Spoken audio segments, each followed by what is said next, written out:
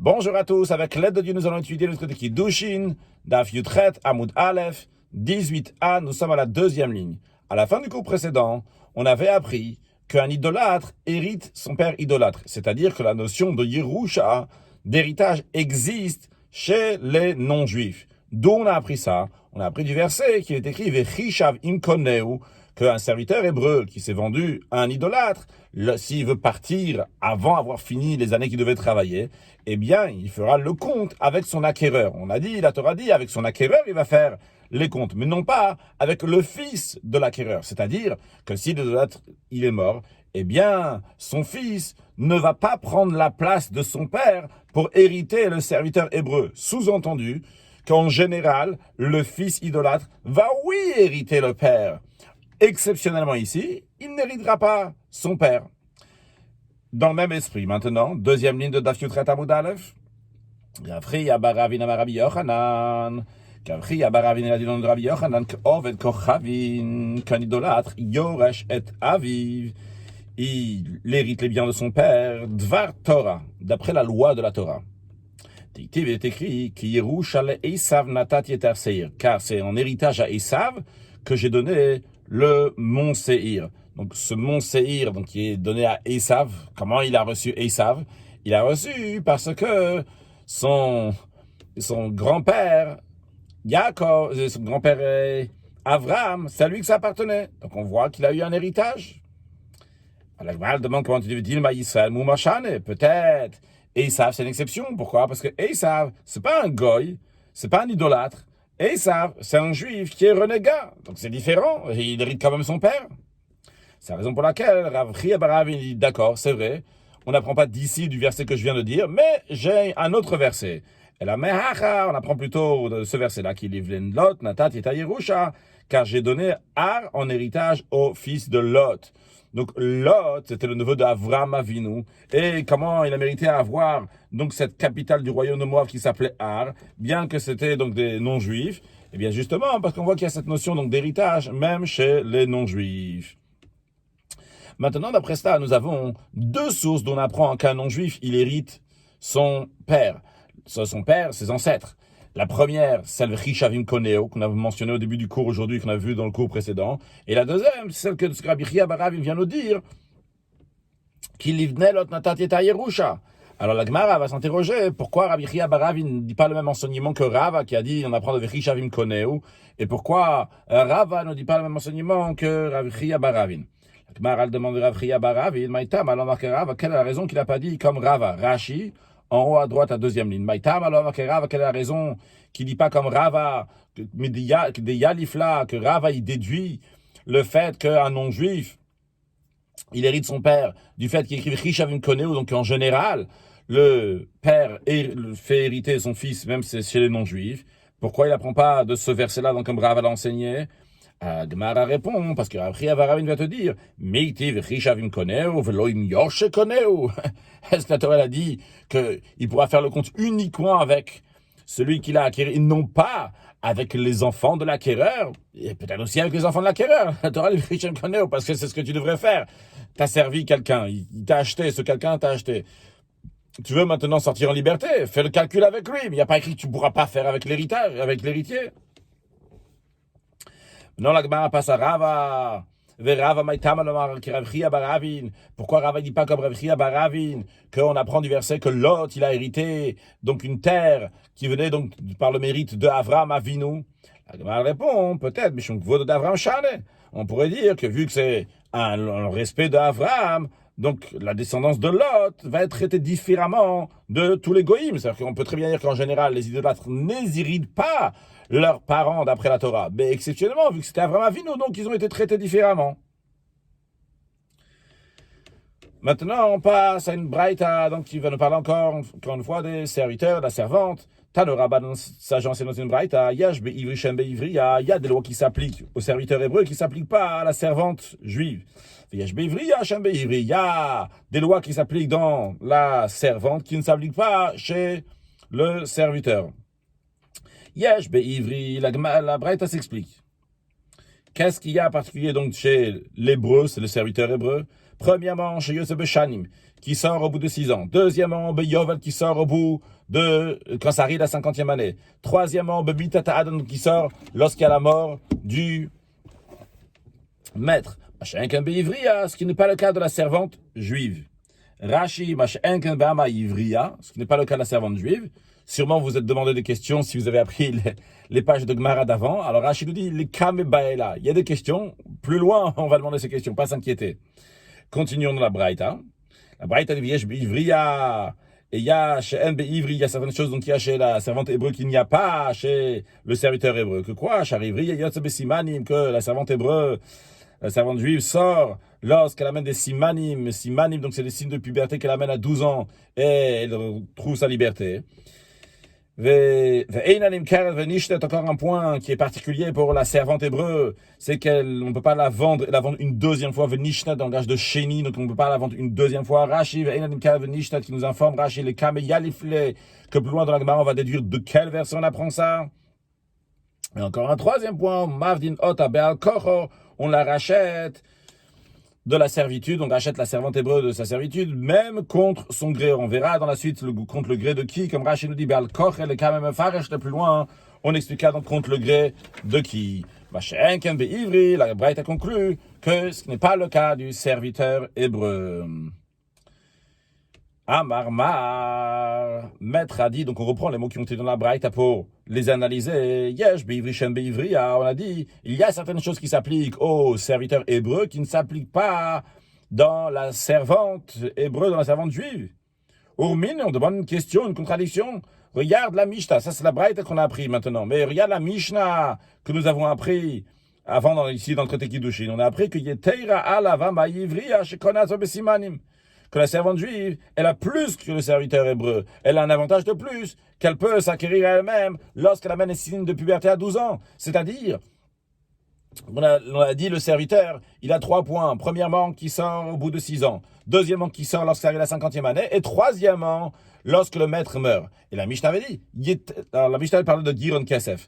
Mais la Mishnah avait dit que Yetera la famille elle a un avantage de plus que Yotzabé Simanim. Sous-entendu que ce que le serviteur il a, elle les a aussi. Alors, comment ça se fait ici qu'on nous dit que ce qui est chez le serviteur hébreu, qu'il n'y a pas chez la servante hébreu? Amarav Shachet, Rashi d'abord, Yetera la famille Alma. Sous-entendu, sous-entendu que tout ce qui est mentionné dans la Braïta, tout ce qui est mentionné dans la Mishnah, ça existe déjà chez la servante hébreu, jusqu'à la servante, elle a encore en plus, qu'elle sort lorsqu'elle a des simanim. Alors comment ça c'est ici qu'on dit que ce qui existe chez le serviteur hébreu n'existe pas chez la servante hébreu? La Gemara répond à Marav Shachet, la Braïta elle parle d'un cas où le maître, il a épousé la servante, donc en faisant ce qu'on appelle le ioud, qu'on a vu aussi dans le cours précédent, donc avant qu'elle finisse d'être servante, avant que ça arrive à l'âge de 12 ans, qu'elle va partir de chez le maître, et avant qu'elle finisse donc ses 6 années de travail, eh bien, le maître dit, arrête me koudesh, tu me koudesh à moi. Et donc ça, c'est le ioud, donc il s'est marié avec elle. Rashi, qui gagne chez Yada. On parle dans le cadre que cette servante-là, le maître l'a épousée. Vetou le nafre behane. Et à partir de ce moment-là, donc elle ne ressort plus avec ces moyens qu'on vient de mentionner au bout de 6 ans. Si elle est mariée avec le maître, elle ne va pas sortir au bout de 6 ans. Elle ne va pas sortir non plus au bout de 50 ans, quand la 50e année. Le seul moyen comment elle va sortir, c'est avec le guet, un acte de divorce, comme toutes les femmes. Comme Rachel nous dit, elle a beguette, uniquement avec le guet. La Gemara s'étonne sur cette réponse de Rav Shachet de dire que ça, c'est ce que la Braïta elle voulait nous dire. Il y a Adapshita, la Gemara dit, si le maître il a épousé, donc il a fait Youd avec elle. C'est évident, elle ne va pas partir au bout de 6 ans ou à la 50e année. Gitabaya, c'est sûr et certain qu'elle a besoin d'un acte de divorce. La Gemara elle répond, elle dit, non, c'est pas si évident que ça. Pourquoi? Ma'ud Teima, t'aurais pu dire l'olibat la hilchetamina, que les lois de servante ne vont pas cesser de cette femme qui s'est mariée. Elle était servante à la base. Vrai, elle s'est mariée. Mais maintenant, les lois qu'elle avait lorsqu'elle était servante, ils vont continuer même qu'elle s'est mariée. Parce que c'est pas un mariage ordinaire. C'était une servante et il l'a épousée. Et justement, c'est ça que Kamash, c'est ça que la Braïta veut nous enseigner. Donc, toutes ces lois d'affranchissement qui s'appliquent sur une servante ne vont pas s'appliquer dans un tel cas, lorsqu'il a épousé. La Gemara demande, ok, d'abord Rashi, Hilcheta, Ilchotama Ivriya. Donc on aurait pu croire que les lois de la servante hébreu vont toujours s'appliquer. Si elle va vouloir sortir par un de ces moyens au bout de 6 ans, ou bien quand ça arrive le jubilé, la 50e année, bloguet un sanguet, elle pourra sortir. Kamashmalan, justement ce que vient nous enseigner, que non, que maintenant, elle ne peut pas sortir comme une servante, elle sort uniquement par un guet, par un acte de divorce. La Gemara est d'accord sur le principe, mais elle demande dans ce cas-là, Yachi Amai Yotsa Simani. Si la Braïta en dit, ok, elle n'a pas les manières que le serviteur il sort. Elle sort pas au bout de 6 ans, elle sort pas à la 50e année, mais elle sort lorsqu'elle a des signes de puberté. Si il l'a épousé, si le maître l'a épousé, comment il va sortir avec des signes de puberté? Alors la Gemara répond, Harikama. Ainsi, la fin de la Braïta veut dire. La Braïta veut dire, au début, s'il s'est marié avec elle, elle ne sort pas comme un serviteur. Et Imloyad, à la fin de la Braïta dit que s'il n'a pas épousé, dans ce cas-là, Yotsav Siman, il sortira. En plus des manières que le serviteur y sort, en plus de ça, elle aura aussi sa manière à elle de sortir, sa manière à elle de s'affranchir si elle amène les simanim, en plus donc des 6 ans, la 50e année et de la mort du maître. Passons à un deuxième point qu'on avait vu dans la Braïta. On avait vu dans la Braïta que la servante n'est pas vendue et revendue. C'est-à-dire qu'on la vend une fois, le père peut la vendre une fois, mais il ne peut pas la revendre une deuxième fois. Miklal, sous-entendu, de Evet Ivrinim Kavenishne, sous-entendu que un serviteur hébreu, à lui, ça ne s'applique pas, cette interdiction-là. Les serviteurs hébreux, on peut le vendre une fois et le vendre une deuxième fois. N'oublions pas quand on dit le vendre, on parle ici que le tribunal va vendre le serviteur, ce juif-là. Pourquoi le tribunal vend quelqu'un? La seule raison pourquoi le tribunal va vendre quelqu'un, c'est s'il a volé et il n'a pas les moyens de rendre ce qu'il a volé. Dans ce cas-là, la Torah dit qu'il va être vendu. Alors, on nous dit le fait que la Braïta, elle a dit que uniquement la servante hébreu, on ne la vend pas 2 fois, sous-entendu que le serviteur hébreu, on peut le revendre 2 fois. La Gemara demande va Tanya pourtant enseigner dans une Braïta. Il est écrit Bignevato. L'intégralité du verset, c'est Venimkar Bignevato. Il sera vendu par Bignevato à cause de son vol. On apprend de ça que Bignevato, donc qui veut dire donc pour son vol, velo big fellow. Et non pas, on va pas le vendre pour payer son amende du kefel. Rashi velo big fellow. On sait, la Torah, elle dit que si quelqu'un il a volé 100 euros, il doit rembourser 200 euros. Donc, les 100 euros qu'il doit rembourser, ce qu'on appelle le keren, le capital, ce qu'on appelle le kefel. Le kefel, c'est pour payer le double. Si la Torah l'a puni, il va payer le double au voleur. Alors, Rashi nous explique ce que la Braïta veut dire, qu'on le vend pour rembourser le capital. On ne le vend pas pour rembourser le double. S'il a les moyens de rembourser le capital, il n'a pas les moyens de rembourser le double. Et le nimkar, il n'est pas vendu pour rembourser le double. Le tribunal va le vendre uniquement s'il n'a pas les moyens de rembourser le capital. S'il a les moyens de rembourser le capital, mais il n'a pas les moyens de rembourser le double, le tribunal ne le vendra pas pour qu'il puisse payer le double. Encore un deuxième et troisième point qu'on apprend du fait qu'il y a écrit Bignevato qui sera vendu pour son vol. On apprend de cela que Bignevato velo bismamo et non pas pour l'amende qu'il reçoit parce qu'il a été meizim. Qu'est-ce que ça veut dire? Rashi bismamo. Si quelqu'un, par exemple Rouven, il a témoigné que Shimon, il a volé. Quand Rouven il témoigne que Shimon, il a volé, donc si c'est fait donc, avec 2 témoins, etc., il se trouve que Shimon va devoir rembourser 200 euros. Parce qu'il était le kef et le capital. En tous les cas, ce qu'il a fait, c'est que maintenant, il fait que son ami, il va devoir rembourser quelque chose. Et s'il s'avère maintenant que c'est un menteur, lui, il a témoigné sur l'autre qu'il a volé 100 euros, mais c'était pas vrai, il n'avait pas volé 100 euros. Qu'est-ce qu'on fait? La Torah, elle dit, à ces témoins-là, il faut faire qu'Asher Zamam la sot arrive. Ce que lui, il a voulu faire à son frère, eh bien, il faut lui faire à cette personne-là. Donc, c'est lui qui devrait rembourser 100 euros maintenant. Alors justement, ce qu'on est en train de dire ici, que s'il n'a pas les moyens de rembourser ces 100 euros, eh bien, Venimka Bignevato, la Torah, elle dit, qui est-ce que le tribunal va vendre? Uniquement quelqu'un pour son vol, mais non pas pour qu'il rembourse, parce qu'il c'est un témoin qui était zomem, donc il a dit que l'autre devait, et que finalement il s'avère que c'était pas vrai. Je reprends Rashi que s'il a témoigné que son ami l'a volé et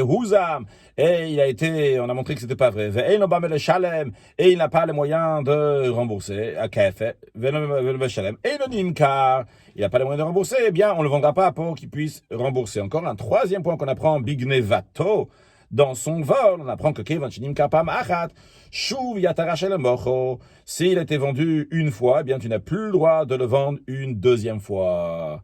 Qu'est-ce qu'on voit de cette braïta? On voit clairement dans la braïta qu'on n'a pas le droit de le vendre une deuxième fois. Comme Rashi nous dit, Big Nevato Kevan Shenimkar Pam Achat Shuvenu Nimkar.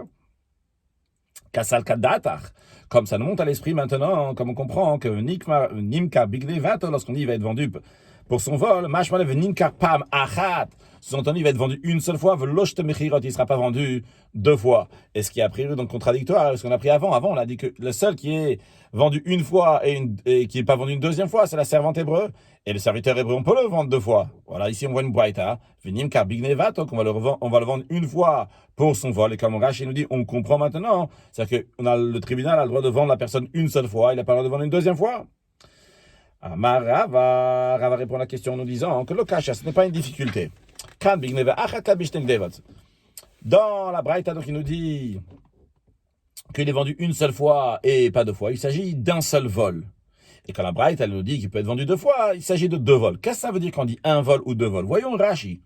Donc Rashi va nous expliquer la réponse de Rava. Après, on va voir Abaye qui est objet, qui n'est pas d'accord avec Rava. Voyons exactement ce que Rava il est en train de nous dire. Rava, il nous dit comme ça. Bigneva achat, on fait le Rashi. Si c'est un vol, pas machat, il est vendu une seule fois. Qu'est-ce que ça veut dire qu'il est vendu une seule fois? Dim eino shavek kol gnevato. S'il ne vaut pas tout ce qu'il a volé. Eino nimkar bishul chetzia. On dit pas, tu sais quoi, voilà, on va prendre un exemple. Quelqu'un, il a volé 1000 euros. Et si on va le vendre pour 6 ans, il vaut 500 euros pour on le vend pour 6 ans. Alors on va pas dire, tu sais quoi, on le vend pour la moitié. Pour qu'il rembourse ses 500 euros, on va le vendre pendant 6 ans. Ou que chez Yot, lorsqu'il va sortir au bout de 6 ans, et par les 6 ans qu'il a fait, il a déjà remboursé 500 euros, eh ben, on va le revendre pour l'autre moitié, pour qu'il paye encore 500 euros.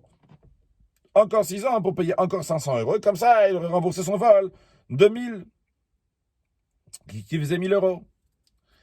Donc, si c'est une gneva, on ne dit pas ça. On dit tu le vends une seule fois. Et il aura remboursé seulement 500 euros, c'est tout. Le reste, ça sera une dette, mais tu ne vas pas le revendre une deuxième fois pour payer l'autre moitié. Donc ça, c'est la braïta qui dit qu'on le vend une seule fois. Lorsque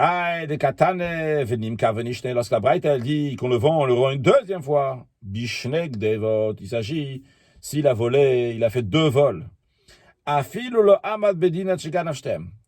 Et d'après Rava, ça va loin. Ça veut dire que même s'il a volé la même personne, il a volé Reuven une fois 500 euros, il a volé Reuven une deuxième fois 500 euros. Et Reuven l'a amené au tribunal pour les deux en même temps. Il a dit, tiens, il m'a volé 500 euros, il m'a volé une deuxième fois 500 euros. Il l'a ramené au tribunal en même temps.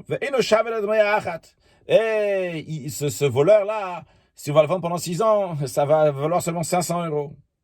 Dans ces cas-là, Nimkar, Vechozer, Nimkar. Dans ces cas-là, on va le revendre et revendre une deuxième fois. Pourquoi? Vu que c'est 2 vols différents, 500 plus 500, eh bien, on dit Nimkar Bignevato. Il va être vendu pour son vol au singulier. Un vol de 500 euros, un vol de 500 euros. Donc, il y a 2 vols de 500 euros, mais à chaque fois, c'est un vol qui est différent. Dans le cas où il a volé 1000 euros, on dit 1000 euros, on va le vendre pour 6 ans, il va rembourser 500 euros, eh bien, on ne va pas le revendre une deuxième fois pour payer les deuxièmes 500 euros, donc des 1000 euros, vu que c'était un vol de 1000 euros. Mais s'il a fait 2 vols, un de 500 et un de 500, dans ce cas-là, eh bien, il fera une fois 6 ans pour payer 500 euros, une deuxième fois 6 ans pour payer 500 euros. Ça, c'est la différence entre les braïtot, d'après Rava, la braïta qui dit qu'on ne peut pas le revendre une deuxième fois. Il s'agit, parce qu'il a volé 1000 euros en une fois. La Torah dit car Bignevato, il va être vendu pour son vol. Rava traduit Bignevato, son vol au singulier, donc un seul vol. On le vend une fois pour un vol. En revanche, dans la Braïta, on dit qu'il est vendu et revendu. Il s'agit, dans un cas, il a volé 500 et encore 500, qu'on le vend 6 ans pour payer 500. Et quand il finit, on le vend encore une fois 6 ans pour payer les deuxièmes 500. Ça, c'est ce que Rava explique. Mais Amarle Abaye, il a dit à Rava, Bignevato, le mot Veninka Bignevato, il sera vendu pour son vol. Vrai que le mot Bignevato veut dire, quand on traduit, c'est au singulier. Mais ici, la Torah ne parle pas seulement au singulier, elle veut dire tout va mashma. Ça veut dire même plusieurs vols. Comme Rashi nous dit, on va expliquer la question dans un instant, mais d'abord voyons sur les mots Bignevato. Rashi Tuva Mashma, Imam Adal Shtem Bedin Echad. Abaye dit à Rava, même si Rouven a amené le voleur au tribunal pour les 500 plus les 500, en une seule fois il les a amenés il est amené au tribunal et il a dit Rouven m'a volé 500 lundi et il m'a volé 500 mardi.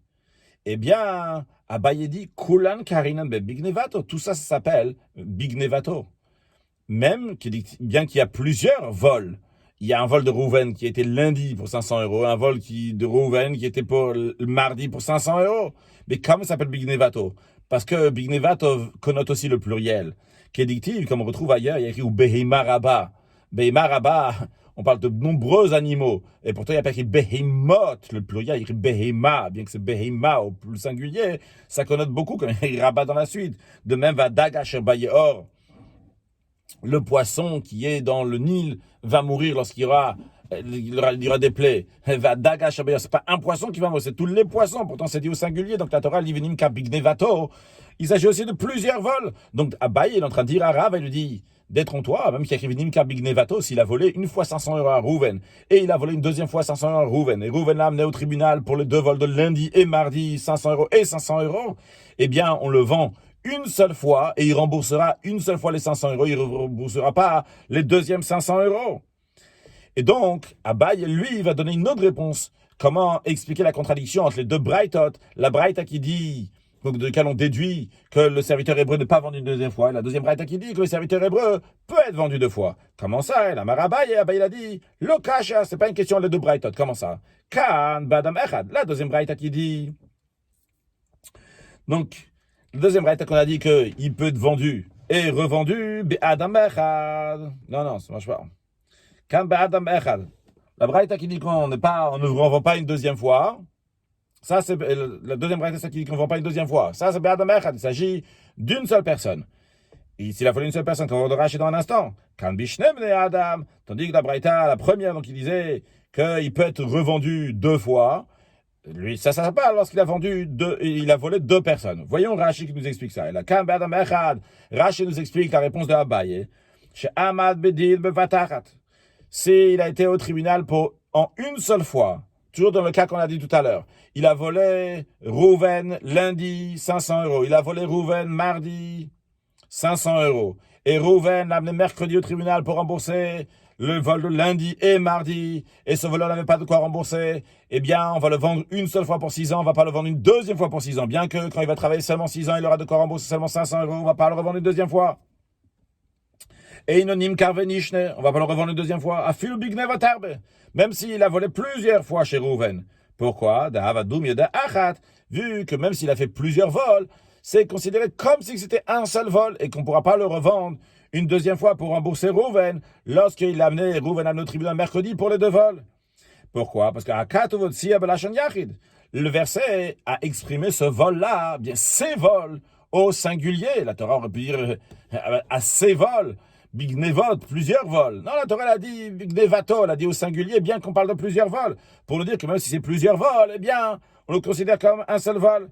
Et donc, on ne va pas le revendre plusieurs fois. Adam. Mais lorsqu'il s'agit que le voleur a volé Rouven et Shimon,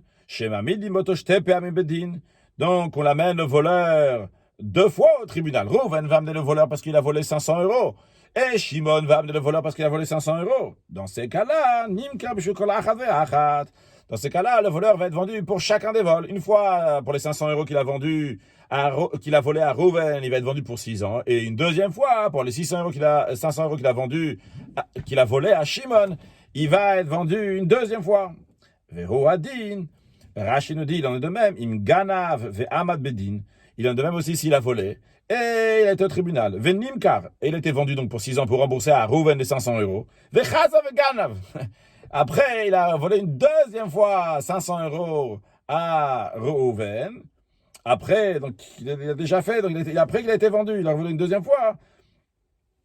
Eh bien, lorsqu'il sort de 6 ans, il a franchi Choser Venimkar, on le revend encore une fois pour 6 ans pour rembourser la deuxième fois 500 euros qu'il a volé chez Rouven même, vu que Rouven l'a amené donc deux fois au tribunal pour deux vols qui étaient différents. Une fois, c'était donc avant qu'il soit vendu. Une fois qu'il a été vendu, une fois, Reuven l'a ramené encore une deuxième fois au tribunal pour un deuxième vol qu'il a fait après avoir été vendu. Maintenant, Tanura Banan, le sage enseigne dans une braïta, Gneivo Elef. Si l'objet que le voleur a volé, ça vaut 1000. Veshavecha beshmeot. Et le voleur lui-même, il est 500 si on va le vendre, pour 6 ans, il va valoir seulement 500.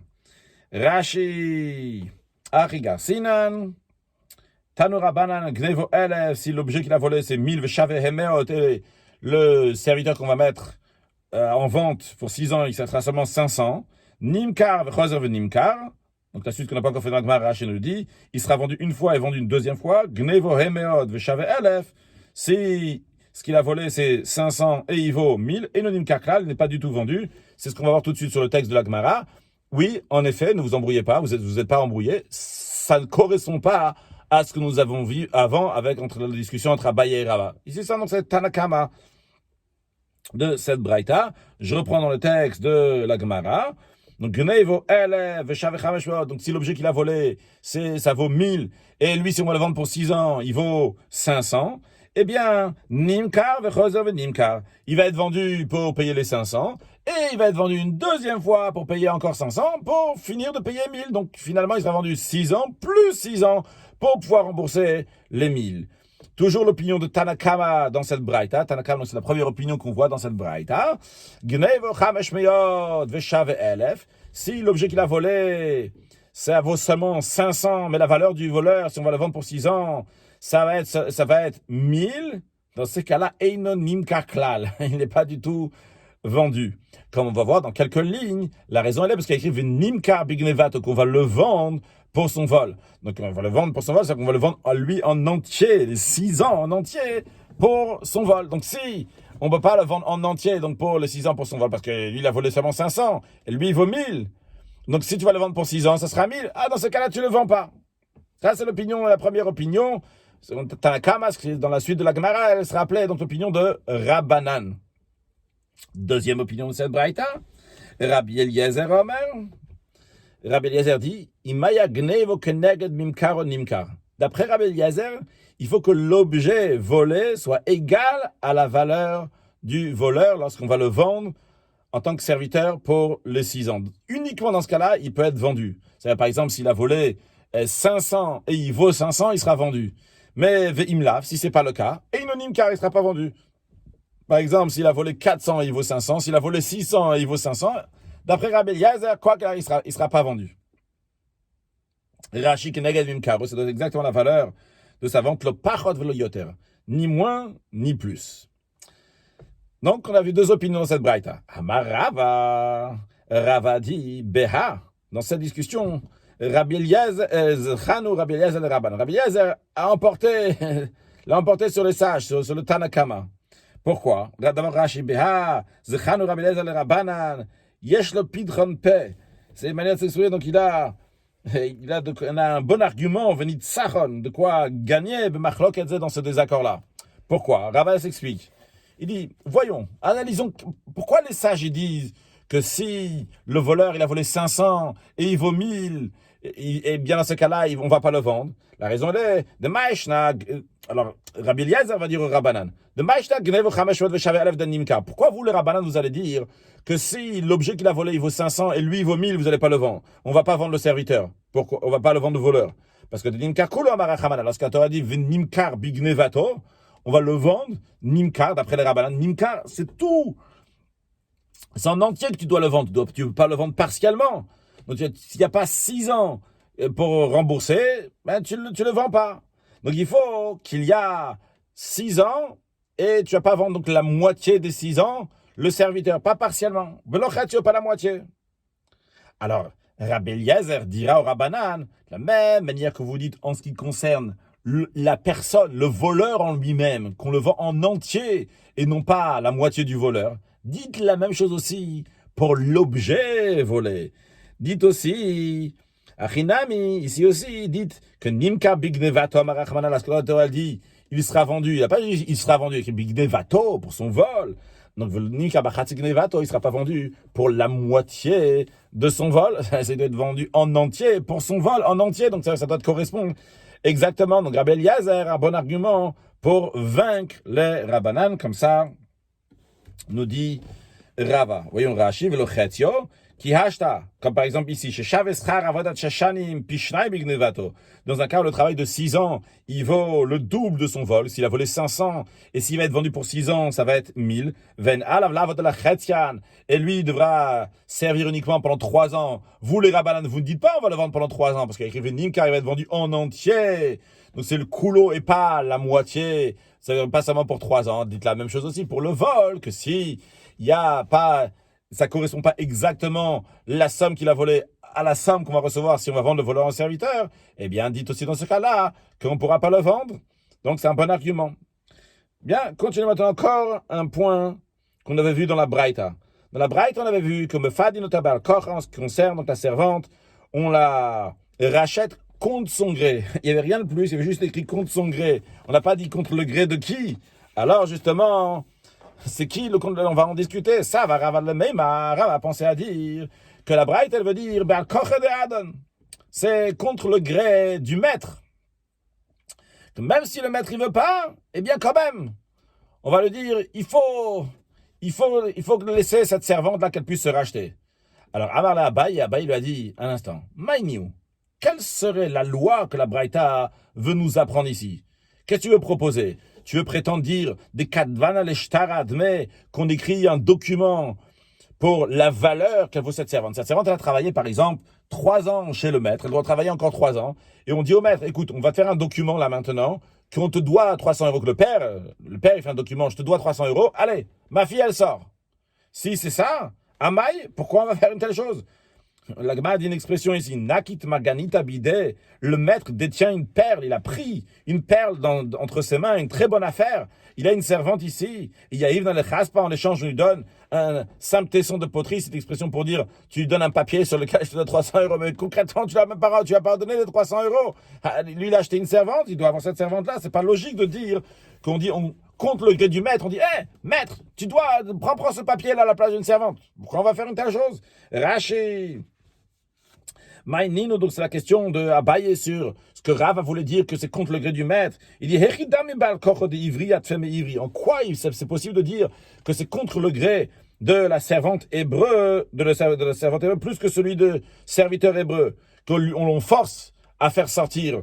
Il est même radé, il est le giron à Kadvin l'eshtarasi. Tu veux dire que si elle n'a pas de quoi rembourser la déduction d'argent, dans ces cas-là, on écrit un document à la dame sur l'argent qu'elle doit encore. Vetit Nemlokshetasigyada, elle lui donnera les 300 euros plus tard, lorsqu'elle aura les moyens, le père donnera. Minalanha. D'où on apprend ça? D'où ça sort une telle chose? Iunakit Maganita. Lui, le maître, il a saisi, il a pris une perle dans sa main, il a pris une bonne affaire. C'est quoi cette Maganita? Rashi nous dit, c'est Goufa Meshubadlo. C'est le corps de la servante qui est soumis au maître, et nous on va lui donner la place, juste un tesson de poterie. C'est la raison pour laquelle Kabaye va dire, quand on dit Be'al-Kor contre le gré, la Marabaye, Be'al-Kor des Av, quand on dit contre la volonté, c'est contre la volonté du père. Et pourquoi on oblige le père à la racheter? Déjà, de quoi il s'agit-il? Be'al-Kor des Av, Rashi nous dit Imyashlo. Si le père il a les moyens, Kofinoto, on oblige le père, ou Pode Ota, et il va racheter sa fille. Le père, il a le droit de vendre sa fille s'il n'a pas les moyens. Dès qu'il a les moyens, on l'oblige au père de racheter sa fille.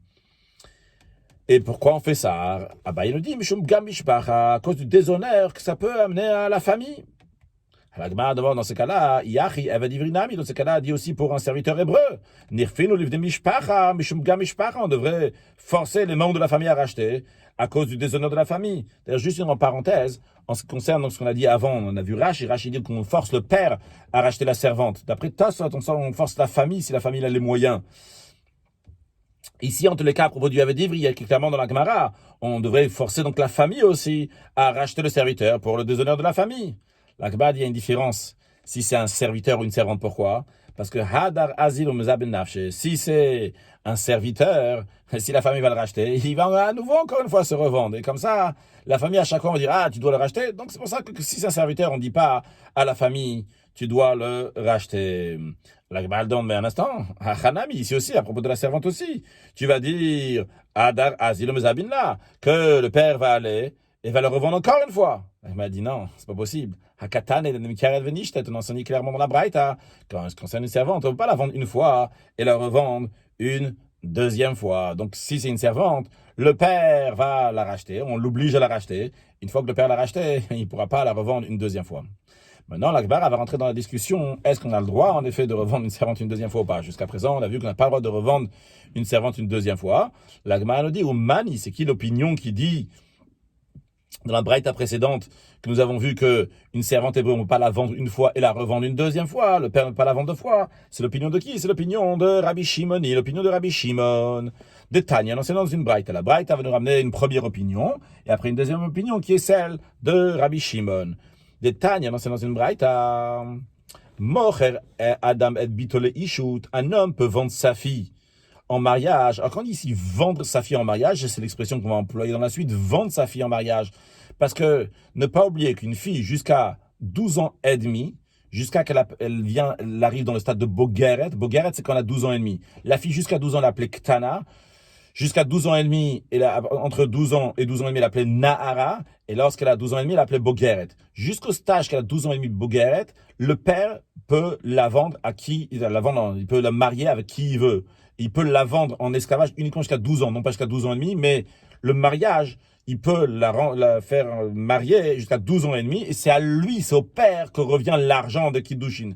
Donc, d'où l'expression ici, que le père, il peut vendre sa fille en mariage, veshone, et le refaire une deuxième fois. Qu'est-ce que cela veut dire? Rashi, mocher adam et bitol ishut veshone, il peut la vendre une fois donc en mariage et la revendre une deuxième fois. C'est-à-dire que c'est qui belba kiddushin. Si le père il a reçu donc l'argent de kiddushin, venitar melonit gasha, et elle est devenue orpheline ou bien elle était divorcée mina erusin, du fiançailles, attention, non pas du mariage. Donc il a fiancé en faisant les kiddushin. Et elle a été, le mari est mort, ou bien que le mari l'a divorcé, le fiancé est mort, ou bien le fiancé l'a divorcé. Mina Erusin, il peut à nouveau lui faire des kiddush, la marier avec quelqu'un d'autre. Et l'argent de kiddush appartiendra au père, im lo baga, tant que la fille n'est pas boguère, tant qu'elle n'est pas arrivée à 12 ans et demi. Donc ça c'est le premier point, le premier halakha de la Braïta d'après la première opinion. Deuxième point de la Braïta, le ishut achar shifut, il peut la vendre en mariage après l'avoir vendue en serviteur. En servante, c'est-à-dire qu'il a vendu en servante, peut-être j'ai sauté un instant, j'ai sauté, les chiffres de Shone. Donc il peut la vendre en servante et la revendre une deuxième fois en servante. Rashi, les chiffres de Shona, s'il a vendu et elle est sortie lors de la 6e année, ou bien elle est sortie lorsqu'il y a eu au bout de 6 ans de travail. Yotze Beshesh est sorti au bout de 6 ans de travail, il est sorti au Yovel à la 50e année. Obemitata, donc bien si le maître est mort. Ve'oda Ktana, mais elle est toujours petite. Elle est toujours en dessous de 12 ans. Choser Mocha, il peut la revendre. Aval Yotza Besimanim lo. Mais Rashi nous dit que si elle est sortie de chez son maître parce qu'elle avait des signes de puberté, dans ces cas-là, le père ne peut plus la revendre. D'afil l'homme charameolam, parce que même si le père ne l'avait jamais vendue, via Simani, mais cette fille, à l'âge de 12 ans, et a amené des signes de puberté. Et non mocha, il n'a pas le droit de la vendre. Quel est Tanya Masachet Erkin, qu'on a pris dans le traité Erkin. Yacholim Korada Bebitok Shinara. On aurait pu penser que peut-être un père, il a le droit de vendre sa fille lorsqu'elle est Nara entre 12 ans et 12 ans et demi. Amrat, la Gemara l'a dit, il faut dire comme ça. Si, celle qui a déjà été vendue lorsqu'elle était petite. Et lorsque ça arrive là de 12 ans, elle devient une Nara. On dit qu'elle doit sortir libre et affranchie. Maintenant, celle-là qui n'est pas vendue, et n'est-ce pas plus de raison que tu n'as même pas le droit de la vendre. Si celle déjà donc, qui était vendue, quand ça arrive là de 12 ans, on dit elle a affranchie, alors celle qui n'a jamais été vendue, et c'est sûr et certain qu'à l'âge de 12 ans, on ne pourra pas la vendre. Donc, troisième point de la Braïta. Maintenant, les ishut achashivut, le père peut la vendre en mariage après l'avoir vendue en servante, c'est-à-dire qu'il a vendu en servante. Elle est sortie au bout qu'elle a travaillé 6 ans, ou bien quand le maître il est mort, ou quoi que ce soit, elle est sortie, et il peut la vendre en mariage. Mais, avalo le shifrut acharishut, mais il ne peut pas la vendre en servitude après l'avoir vendue en mariage. Rachil, ichut acharishut, mocha bekabalat kiddushin. Il la vend, après avoir donc reçu les kiddushin arachemacha les shifrut, après que il a vendu en servante. Viyatzta, elle est sortie, vechazra, elle est revenue chez lui. On a dit, quelle que soit la manière qu'elle est revenue chez lui, il a le droit après donc de la vendre en mariage. Alors le chiffre tacharish, ou le quatrième point de la braïta était, on est en train de faire Rashi, donc pas dans une situation de chiffrout, il ne veut pas la vendre en servante après qu'il a vendu en tant que pour le mariage, c'est-à-dire que kibel kiddushin, s'il a reçu le kiddushin, vechazra elav, elle est revenue chez lui, shenitarmela, parce qu'elle est devenue veuve, en chazer mocha les chiffres, il ne veut pas la revendre une deuxième fois pour servante, et finalement, plus loin on va déduire d'où on apprend ça. Ça, c'est l'opinion de Tanakama. Rabbi Shimon Omer, Rabbi Shimon dit que Shem, Shenadam Ocher Bito le chiffre d'Acharish, ou de la même manière qu'un homme ne peut pas vendre sa fille en servitude après l'avoir vendue en mariage, car Enadam Ocher Bito le chiffre d'Acharish, ou de même, un homme ne peut pas vendre sa fille en servitude après l'avoir vendue en servitude. Alors, dans la suite de la Gemara, il faut se rappeler, donc pour le prochain cours, donc cette discussion entre Tanakama et Rabbi Shimon, dans lequel on discutera dans le prochain cours aussi, Bezrat Hashem, conclure avec une halakha. Donc, un point de ce qu'on a appris aujourd'hui, en effet, le père a le devoir, on oblige le père à racheter sa fille après qu'il a vendu, Mishum Gam Milshpara, pour le déshonneur de la famille. Un mot de Chassidut, on a appris que Esav, c'était Israël Moumar, c'était un juif renégat. On voit quand même que c'est un juif renégat, il avait un lien donc avec les Juifs, avec Yitzhak. Yitzhak a voulu le bénir, son père. Et pas seulement ça, sa tête, elle a été enterrée dans l'endroit où se trouve Yitzhak. Pourquoi? Parce que Esav, par rapport à sa tête, par rapport à sa source, vu que c'est un Juif, même que concrètement, c'est un moumar, c'est un renégat, il ne se comprend pas comme un Juif il doit faire. Sa tête n'a pas été connectée avec son corps. Mais dans sa tête, il y a cette neshama, la neshama qui existe dans chaque Juif, qui se trouve dans sa tête. Et c'est d'ailleurs la raison pour laquelle que la tête d'un Juif est toujours attachée à Kadosh Baruch, ou quoi qu'il arrive. Son corps, malheureusement, ce n'est pas le cas. Mais dans la tête, il y a toujours cet attachement du Juif avec Akadosh Baruch, ou même quand c'est un Israël Moumar. Il ne faut pas voir le Moumar qui est dans lui, il faut voir le Israël qui est dans lui, dévoiler encore plus le Israël qui est dans chaque Juif. Et par cela, très prochainement, on aura le mérite de voir comment Israël, Vekuchabrichu, Kulachad, avec la venue de Mashiach, now. Excellente journée!